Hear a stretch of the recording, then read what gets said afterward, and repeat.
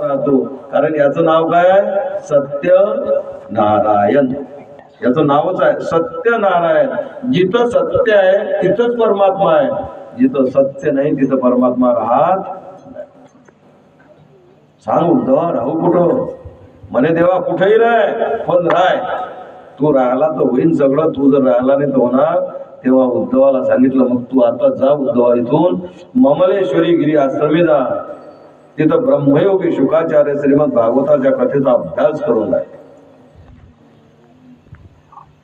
आम्ही त्याला वडिलांना व्यासांना वचन दिलंय, आम्ही गोलोकाला जायच्या आधी आम्ही गोलोकात जाणार नाही.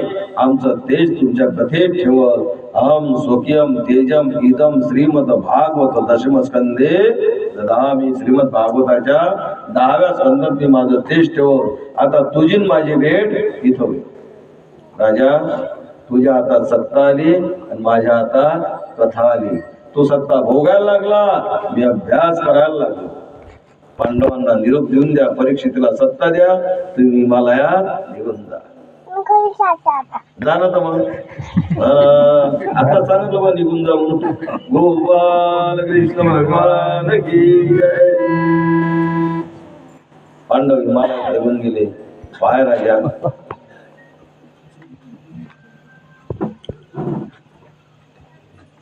माझ्या हातात कथा आली, मी अभ्यास करायला लागलो.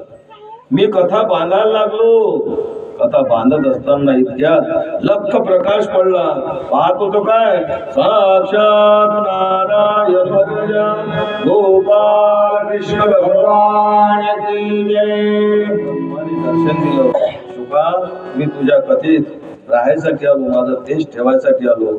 शुक म्हणतो, मी ते आता राजीनामा द्यायच्या तयारीत, राजीनामा द्यायची तयारी करून राहिलो. घराला कुलूप लावायची तयारी आहे, तुम्ही कुठं घरात घुसायची तयारी करून राहिले का बरं शुका? देवा, याच्यात लिहिलंच